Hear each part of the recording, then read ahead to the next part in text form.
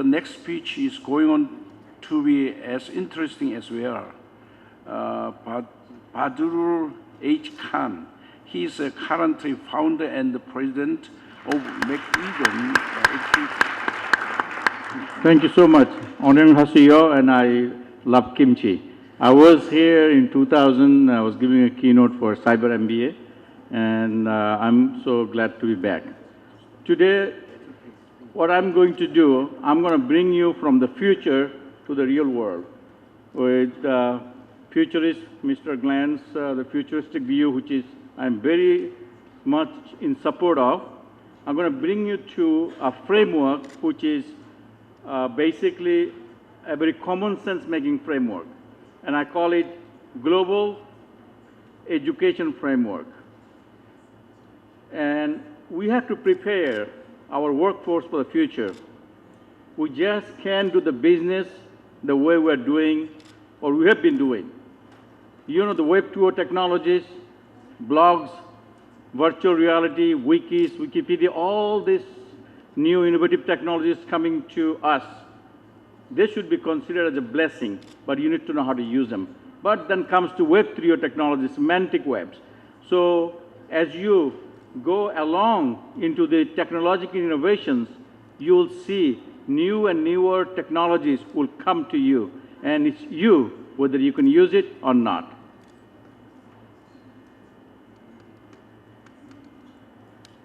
So you see, now that we have internet and education technology, the learners, the students, participants in your learning, they expect, they demand increased flexibility in their learning. They want to have saying what they want to learn, how they want to learn, where they want to learn, what they want to learn. Do you all follow me what I'm saying? Because you are in the world of customer satisfaction world. And this customers-oriented world, you have to satisfy the needs of your customer. When you're at the university, that's your students. When the corporate world is your employees.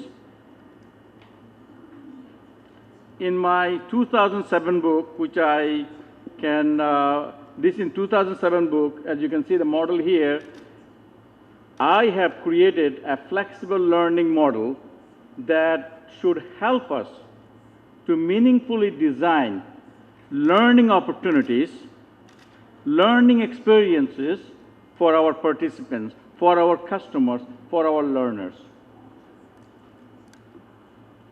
So today, within the scope of very limited time that we have, I will try to make it very clear to you how this model is started and how can you use it.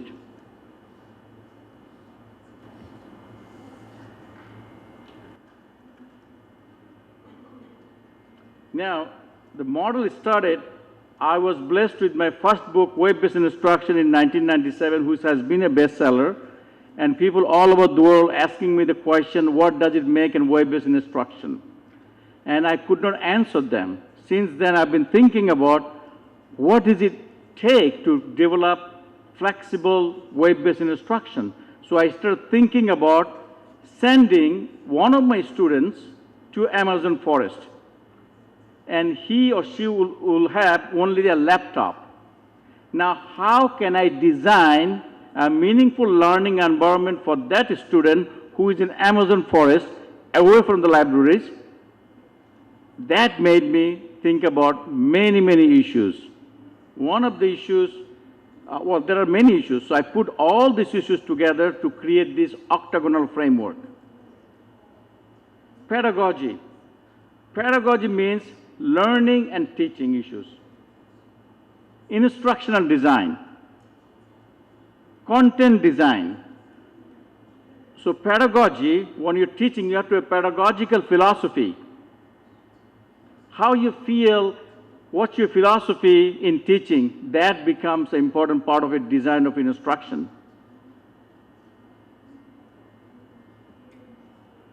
Technological. How about the hardware, software, infrastructure? You are trying to offer an online course. Do you know how your students, your customers are connected to the internet. What is the infrastructure? What are the hardware and software they have to think about? What are you trying to do? You put the learner, your customer, at the center of the model and ask these questions.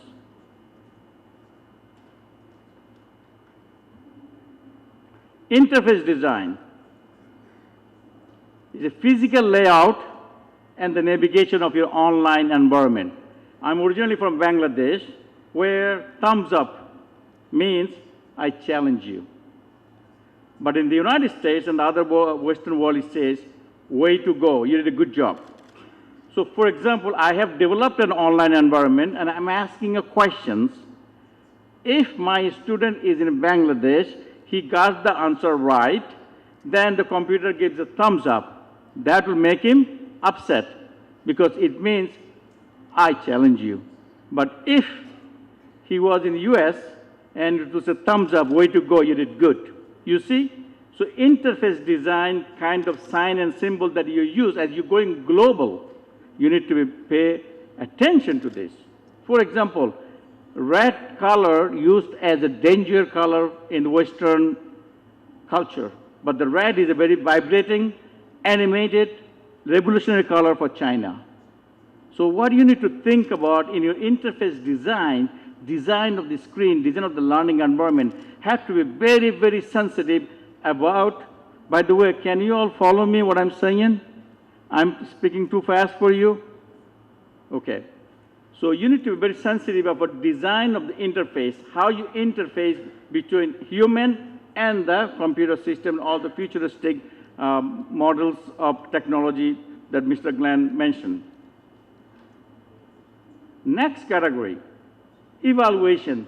If you're teaching face-to-face classes, you seem to only evaluate the instructor, the professor.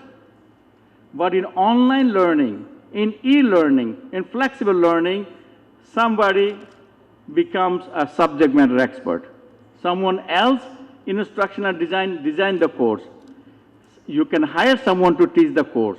There are technical support involved, there are registration support involved, there are administrative support services involved. So you need to evaluate the comprehensive, the whole, all the stakeholders involved in the designing and offering these courses. I hope you are aware of that happens in online education. Management. You see, in the regular classroom, I would go and start lecturing. But in online environment, the course is designed with wikis, blogs, Second Life, which is virtual reality. You have so many different kind of Web 2 technologies. Who is going to maintain, update, so that the students are getting the most up-to-date information? So management of these Web 2 technologies, e-learning materials play a major role for whoever developing the online learning. Resource support.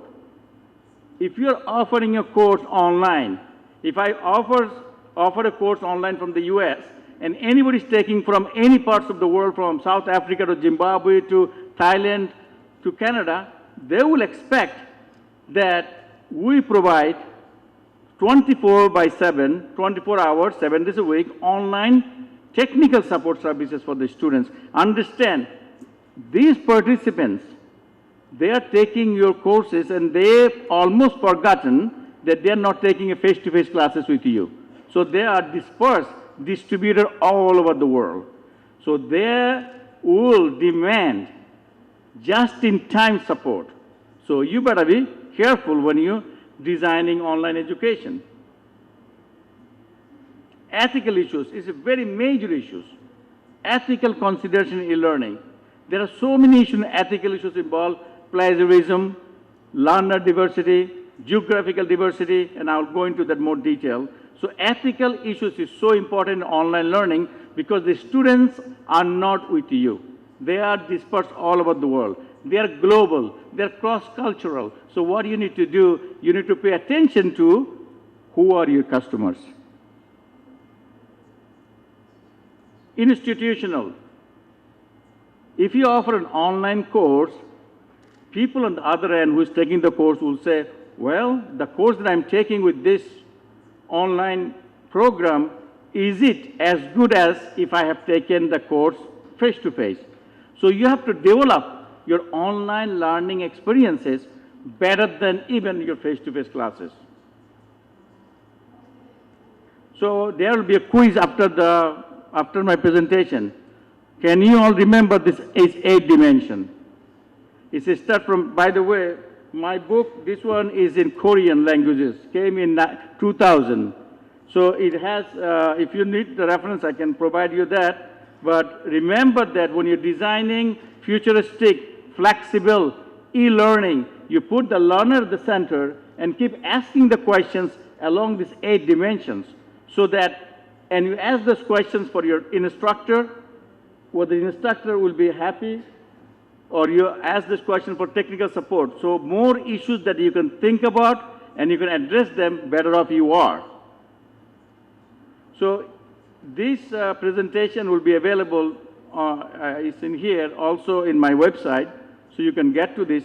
There are dimensions, there are sub-dimensions within the 8 dimensions.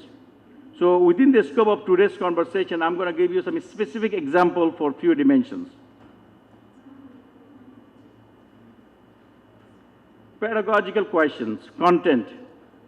Whatever you're trying to teach online, is it appropriate for the online teaching? See, if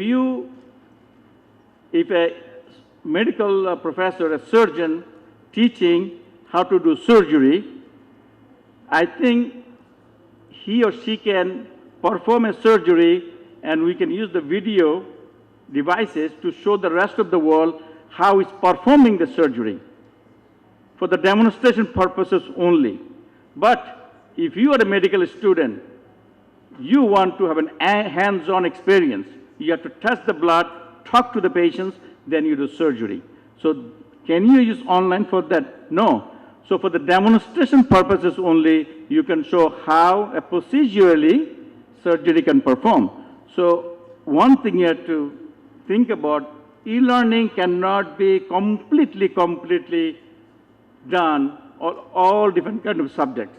You need to think about what part of the content that you're teaching can be, delivered by an online, and what part of the content that you're teaching needs hands-on human interaction.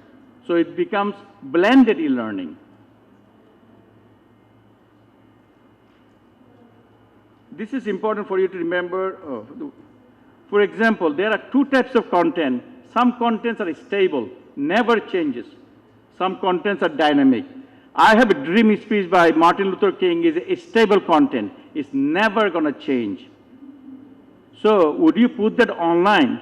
I don't think so, because it's going to bottleneck the bandwidth. So you rather put on a CD or other methods because it's never going to change. Dynamic content, so historical events are a stable content, never changes. You can put on a CD or other format. But dynamic content, which are like a policy, U.S. policy on foreign, by the way, our new President Obama, there are so many changes, hopefully it will happen. So the policy level, there are so many changes. If someone teaching a course in IR, international relations, the policy will change. So that's a dynamic content, and online is good for it. If you change it, it changes all over the places. So you also save money by doing the content analysis of what content is dynamic, what content is stable. So stable content, you can use an alternative method like a book, printed material, CD-ROM, things like that. Now the design of your learning. In many places, I know, I was growing up in Bangladesh, where when professor comes to the podium, students stand up as an honor. So this is also when the professor talks, professor is more like a didactic. Like a professor is the one, is the sage on the stage, knows everything, and the students listen.